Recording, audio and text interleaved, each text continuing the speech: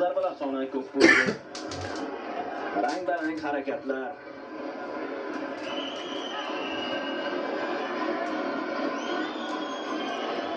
Asta-sekin, mana chiqoldi Ibrohim Halilov. Lekin u qadar kuchli emas zarbasi.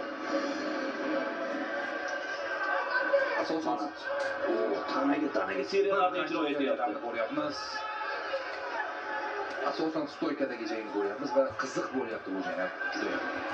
Doston vakili albatta kurashga harakat qilyapti, lekin uddalay olmayapti.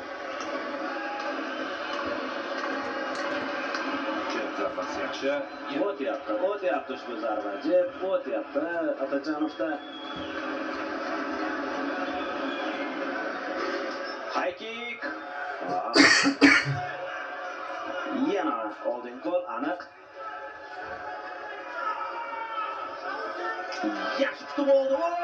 O'zini chiqarib oldi do'stlar. Qanday javob oldi. Jang parterga ko'chyapti.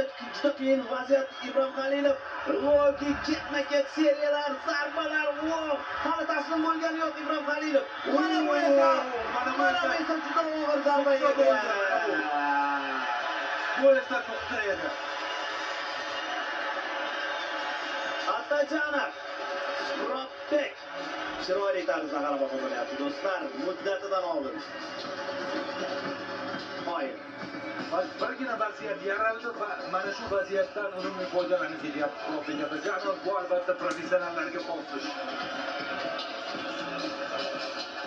Ibrohim Halilov juda kuchli zarba o'tkazganidan so'ng ham taslim bo'lgisi kelmadi. Lekin o'sha qizza zarbasi baribir uni mana shu yerda mavzulardan chiqqan ekan o'zi. E'tibor bering, taslim bo'lgisi kelmadi. Lekin Leni uni taslim etdi. Nuqta qo'ydi.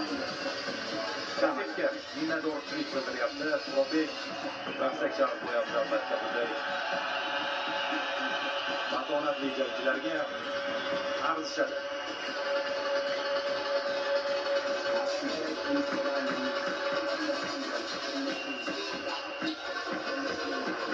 Shu tariqa do'stlar, Suratbek Atajonov g'alabalar sonini 9 taga yetkazib oldi.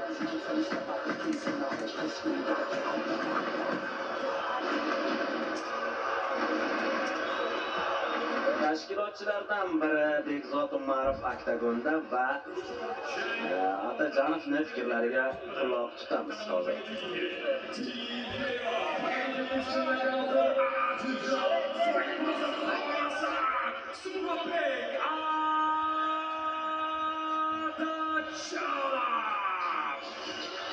Suratbekni tabriklaymiz. Ajoyib g'alaba bilan murabbiylarini, yaqinlarini va barcha-barchani. Albatta, xorazmlik muxlislar ham juda ham ko'plashyapti hozir. Ularga ham tabrik.